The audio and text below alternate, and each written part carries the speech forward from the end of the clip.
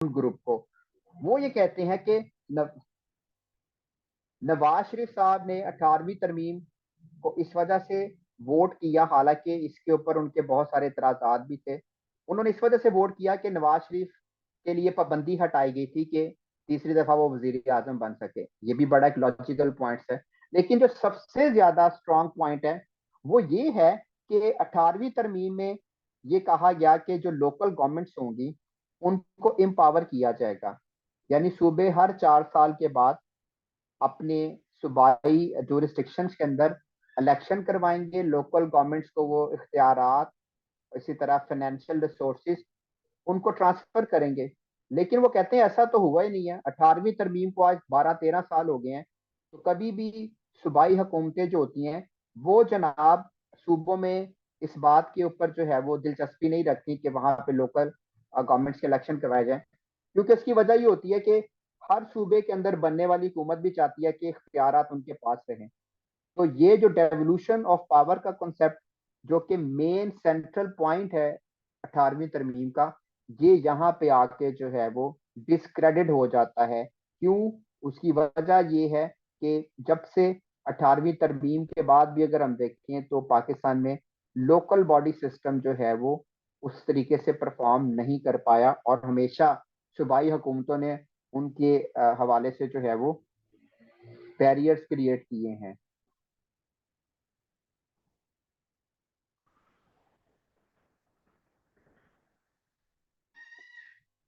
जी, यहाँ तक क्लियर है।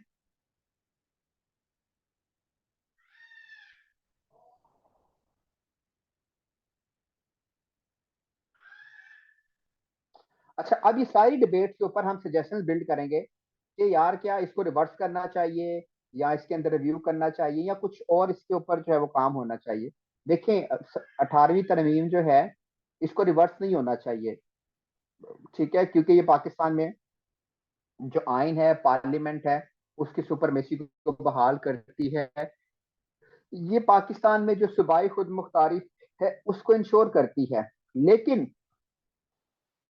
ये जो इशू आ रहे हैं इसके लिए बहुत सारी सजेशन दी जा सकती हैं, ठीक है। और अब वो सजेशन भी जरा देख लें कि इंटर प्रोविंशियल कोऑर्डिनेशन मैकेनिज्म, जो भी इश्यूज आ रहे हैं 18वीं तरमीम के हवाले से, इसके लिए जरूरी है कि जनाब कि आप सूबों और मरकजी हुकूमत के दरमियान जो है वो एक कोऑर्डिनेशन का मैकेनिज्म डेवलप करें, ठीक है, ताकि जो भी प्रॉब्लम आ रहे हैं, जो भी इश्यूज आ रहे हैं, उनको एड्रेस किया जा सके, मीटिंग्स की जा सकती हैं, ज्वाइंट सेशन रखे जा सकते हैं, कमेटीज बनाई जा सकती हैं। तो ये काम करके आप इश्यूज को एड्रेस कर सकते हैं। ये नहीं होगा कि आप इसको रिवर्स करें। Enhance the physical responsibility. अब आप देखें कि अगर हमें ये नजर आ रहा है कि सूबों में करप्शन बढ़ गई है और वहां पे अकाउंटेबिलिटी नहीं है, और सूबों को जो फाइनेंशियल एम्पावरमेंट मिली है वो उसको मिस यूज कर रहे हैं, तो इसका मतलब ये तो नहीं कि आप उनके फंड्स बंद कर दें। नहीं, ये हो सकता है कि वहां पे आप जो ट्रांसपेरेंसी है, अकाउंटेबिलिटी है, उसको बढ़ा दें। आप सूबों के अंदर चेक एंड बैलेंस बढ़ाएं, ताकि वो जो पैसा आ रहा है वो सही तरीके से खर्च किया जा सके।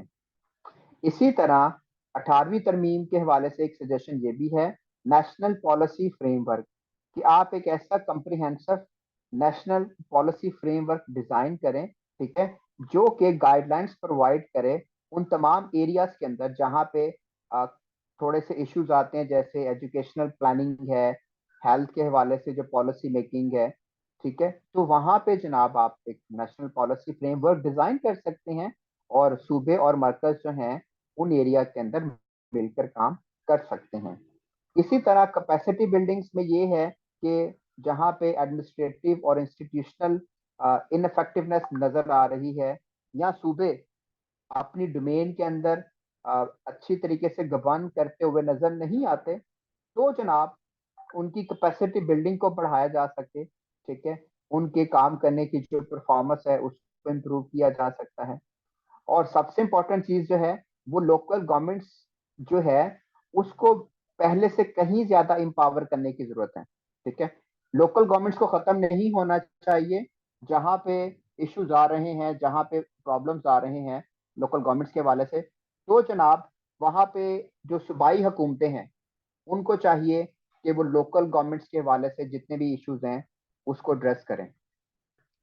इसी तरह नेशनल डायलॉग, 18वीं तरमीम के ऊपर जो भी मामलात हैं, जो भी इश्यूज हैं, उस पे एक कौमी जो मुकालमा है, ठीक है, डायलॉग जो है उसको प्रमोट किया जा सकता है। उसमें मरकज, सूबाई जो इदारे हैं, जो हमारी सूबाई असम्बलियों के मेंबर्स हैं, पॉलिटिशियंस हैं, लीडरशिप है, वो बातचीत कर सकती है, ठीक है। और इसी तरह जो भी मामलात हैं, जो भी इश्यूज आ रहे हैं, उसके ऊपर कंसेंसस बिल्ड किया जा सकता है। यानी वन मैन शो नहीं होना चाहिए कि कोई एक बंदा उठ के कहे या एक सियासी जमात कहे कि जनाब इसको रिवर्स कर दें। जो भी मामला आता है उसके लिए नेशनल डायलॉग को जो है वो इनिशिएट, इवन दैट कि अगर आप उसको रिव्यू भी करना चाह रहे हैं, ठीक है, आप ये चाहते हैं कि 18वीं तरमीम को रिव्यू किया जाए, तो आप उस पर कमीशन बना दें, ठीक है। वो कमीशन जो होगा वो 18वीं तरमीम को रिव्यू कर लेगा, और अगर वो देखता है कि इसके अंदर कोई चेंजिंग होती है, तो वो उसके ऊपर प्रपोजल देकर उसको पार्लियामेंट के अंदर ले जा सकता है। और पार्लियामेंट जो है वो, उसकी रिस्पॉन्सिबिलिटी होगी कि वो फिर उसके ऊपर देख ले कि आया, अगर आपने उसको रिव्यू भी करना है या उसके अंदर कोई चेंज करना है, तो वो जमहूरी तरीके से होना चाहिए, ठीक है। उसमें पाकिस्तान की तमाम सियासी जमातें जो हैं, उसका जो है वो, उसके अंदर उनका जो है वो कंसेंसस होना जरूरी है। इसके साथ साथ एक और बड़ी इंपॉर्टेंट चीज है, वो पब्लिक अवेयरनेस कैंपेन है। लोगों को शायद अंदाजा नहीं है कि 18वीं तरमीम जो है वो पाकिस्तान की फेडरेशन के लिए कितनी ज्यादा सूटेबल है, ठीक है। और इसने पाकिस्तान में जो सूबे हैं और एक आम आदमी की जो हकूक हैं, उसको कितना ज्यादा प्रिजर्व किया है। तो यहाँ पे जो गैर जमहूरी ताकतें हैं, जो ये चाहती हैं कि पाकिस्तान दोबारा जो है वो स्ट्रॉन्ग फेडरल गवर्नमेंट की तरफ जाए, क्योंकि उसकी वजह ये होती है, मैं सिंपली बता देता हूँ, कि फौज ये चाहती है कि पाकिस्तान में जो है वो 18वीं तरमीम जो है उसको रिवर्स होना चाहिए। और मुझे बहुत अनफॉर्चुनेटली ये कहना पड़ता है कि इसके ऊपर जो रिवर्सल के ऊपर जो सबसे पहले जो बात इसने की, वो इमरान खान ने की 2019-20 के अंदर। उसकी वजह ये थी कि फौज उनको पुश बैक कर रही थी कि वो 18वीं तरमीम को रिवर्स करवाएं, ठीक है। और ये इंतहाई गैर जमहूरी एटीट्यूड था पीटीआई का, जो कि ये देख रहे थे कि 18वीं तरमीम जो है उसने पाकिस्तान अंदर जमहूरियत को स्ट्रेंथन किया है। तो इस हवाले से हम कभी भी नहीं कह सकते कि इमरान खान एक जमहूरी लीडर नहीं है, की तरफ से आती रही। लेकिन गुड गुड लक कह लें कि उस पर फिर जो मुख्तलिफ सियासी जमातें थी, उनका रिएक्शन आया, और उन्होंने कहा कि पार्लियामेंट के अंदर इस हवाले से कोई भी करारदाद आएगी तो उसको किसी तौर पर सपोर्ट नहीं किया जाएगा। तो ये क्रेडिट जो है वो पाकिस्तान की सियासी जमातों को जाता है। लेकिन एक बात मैं हमेशा ये कहता हूँ कि पाकिस्तान में जमहूरियत आइन की बहाली के लिए जो सबसे ज्यादा कंट्रीब्यूट किया है वो पाकिस्तान पीपल्स पार्टी ने किया है। क्योंकि पाकिस्तान में जितने भी बड़े लेवल्स के ऊपर अमेंडमेंट्स हुई हैं, 73 का आइन जो है वो पीपल्स पार्टी ने दिया, ठीक है। पाकिस्तान में ह्यूमन राइट्स के ऊपर वो बात करते हैं। और लेफ्ट की सबसे बेस्ट जो इस वक्त पार्टी है वो पाकिस्तान पीपल्स पार्टी है। वो अलग बात है कि जरदारी ने उसका इमेज खराब किया, लेकिन सबसे ज्यादा सेक्रीफाइस भी पीपल्स पार्टी ने किया है, और एस्टेब्लिशमेंट को सबसे ज्यादा रेजिस्ट भी पीपल्स पार्टी ने किया है, इसमें कोई शक नहीं। अब सिर्फ इस एंड से ना देखा गया कि ये सिर्फ धारे की पार्टी है। और मैं आपको ये भी बता दूं, क्योंकि मैंने जितना भी पढ़ा है, मैं हमेशा चीजों को पढ़ने के बाद कैलकुलेट करता हूँ। विदाउट एविडेंस और विदाउट कैलकुलेशन मेरी कोई बात नहीं होगी। पाकिस्तान में डेवलपमेंट्स के वाले से जो सबसे ज्यादा काम किए हैं वो पाकिस्तान मुस्लिम लीग नून ने किए हैं। आप उनके जितने भी टेन्योर उठा के देख लें, तरक्याती काम सबसे ज्यादा पाकिस्तान मुस्लिम लीग नून के दौर में हुए हैं। और आइन की सुपरमेसी, पाकिस्तान में इंसानी हकूक की बहाली है, पाकिस्तान में जो दहशत गर्दी और पाकिस्तान में इंतहा पसंदी के खात्मे के लिए सबसे ज्यादा जो काम किए वो पाकिस्तान पीपल्स पार्टी ने किए हैं जनाब। लेकिन इमरान खान ने पाकिस्तान में 4 साल के अंदर कुछ भी नहीं किया। और सिर्फ ये था कि आप, उन्होंने इकतदार जो था, उनकी मेन उनकी एक डिजायर थी, और फौज ने उनको इकतदार दिया, लेकिन फौज के वो गल पड़ गए। उसकी वजह ये हुई कि जनाब 4 साल तक परफॉर्मेंस नहीं की, और फिर फौज को नजर आ रहा था कि यार तो मुल्क जो है वो बहुत ज्यादा रिवर्स चला गया है, तो उस सब हटाया गया उनको। लेकिन लकी दैट के हटाना जो है वो फिर फौज के गल पड़ गया कि वो पब्लिक जो फेम है उनकी बहुत ज्यादा बढ़ गई। अब इस पर पाकिस्तान की 70-80% आवाम जाहिर है उसको सपोर्ट करती है। लेकिन कंट्रीब्यूशन मैं आपको फिर से बता दूं, अब पीटीए का पाकिस्तान में कोई कंट्रीब्यूशन नहीं है। पाकिस्तान में फ्रीडम ऑफ एक्सप्रेशन को सबसे ज्यादा वायलेट पीटीआई ने किया है। बहुत सारे ऐसे ब्लैक क्लॉज बनाए मीडिया को स्टेन करने के लिए, इंसानी हकूक को जो है वो वायलेट करने के लिए। तो आप ये कहें कि एक ऐसा लीडर जिसको पब्लिक फेम इतनी ज्यादा मिली है, लेकिन लोग कभी भी उसको इंडिपेंडेंटली या उस वे से नहीं देखते कि उन्होंने पिछले 4 साल में अपनी हुकूमत के अंदर किया कुछ भी नहीं है। चले जी, टाइम भी खत्म होने वाला है, तो बात कहाँ से कहाँ चली गई। हो सकता है आप पीटीआई सपोर्टर हो, मैं हमेशा एक रिस्पेक्ट देता हूँ, आपका एक अपना पॉलिटिकल एक स्टैंड होता है, लेकिन चीजों को हमेशा एविडेंस के साथ, लॉजिक के साथ जो है वो आर्ग्यू करना सीखें। तो जनाब हम सवाल जवाब ले लें, और ताकि आप लोग सवाल कर लें मुझसे।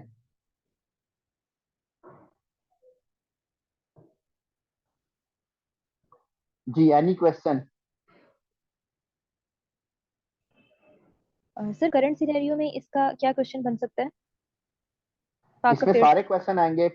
बैलेंसिंग फेडरेशन है, सिग्निफिकेंस के ऊपर बता दें, क्रॉस आर्गुमेंट्स हैं। एक सवाल भी मैं आपको दूंगा, वो भी देख लीजिएगा कि पाकिस्तान को जो फेडरेशन है उसको कैसे स्ट्रेंथन किया है 18वीं तरमीम ने, वो भी आपके साथ शेयर होगा। लेकिन ये जितने भी पिछले पेपर्स में सवाल आए हैं ना, वो सारे के सारे इसके अंदर मैंने ऐड किए हैं और इसके अकॉर्डिंग लेक्चर प्लान किया है। जी, कोई और सवाल? सर हमें इसके रिवर्सल में होना चाहिए या फिर एग्री होना चाहिए? नहीं, रिवर्सल नहीं होना चाहिए, रिवर्सल नहीं होना चाहिए। हाँ, उस पर सजेशन दे सकते हैं कि जो इश्यूज आ रहे हैं, जो मैंने लास्ट सेक्शन करवाया है, उसको हम एड्रेस कर सकते हैं, उसका हल है। ऑलराइट।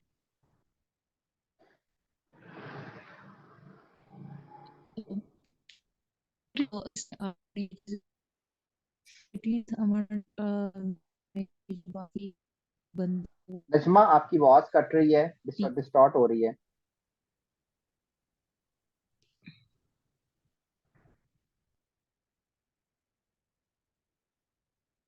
आप दोबारा सवाल कीजिएगा। नजमा हाशमी, आपकी आवाज कट रही थी, आप क्या कहना चाह रही हैं?